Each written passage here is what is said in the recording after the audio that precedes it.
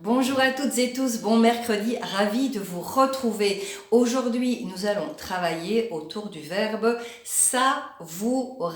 Savourer, je savoure, tu savoures, il savoure, nous savourons, vous savourez, il savoure.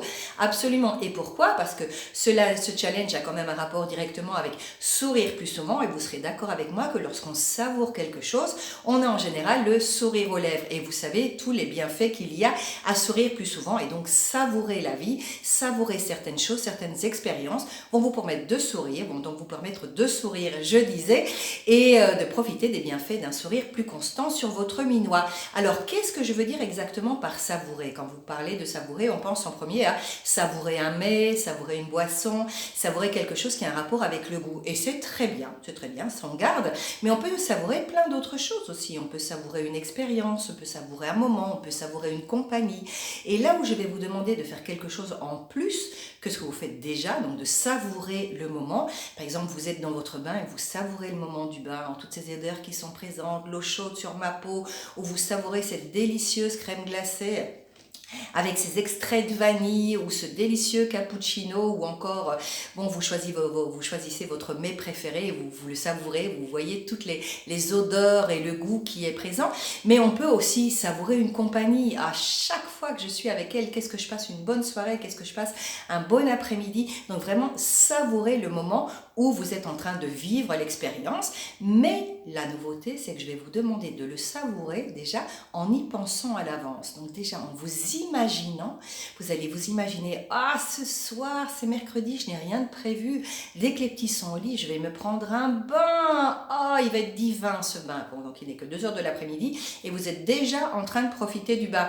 Même chose avec, oh là là, tout à l'heure, je vais aller prendre un café avec une copine dans un endroit super sympa qui font une tarte aux pommes à se damner. Vous êtes déjà en train de vous imaginer la tarte aux pommes et combien vous allez en profiter. Donc vous êtes déjà en train de profiter, de savourer le moment alors que vous êtes loin d'y être.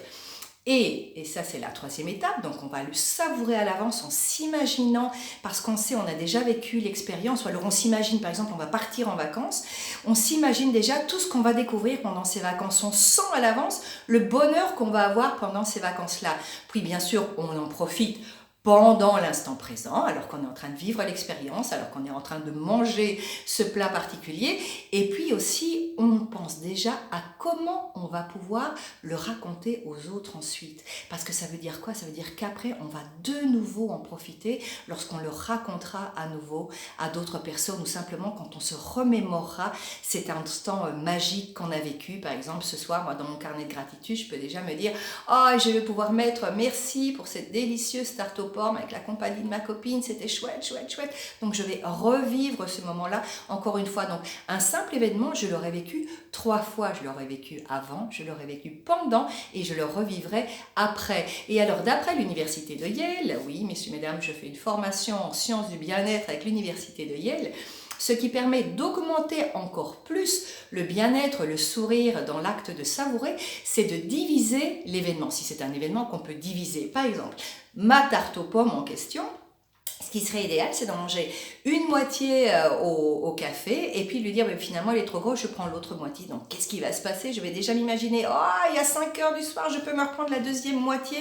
Et je suis en train de prolonger l'expérience du bien-être. Donc, voilà, à vos tartes aux pommes, à vos bains, à vos vacances, à vos rendez-vous galants, à ce que vous voulez. Savourez-les avant en les imaginant, savourez-les pendant et savourez-les en vous les remémorant après. Je vous souhaite un merveilleux mercredi et à demain.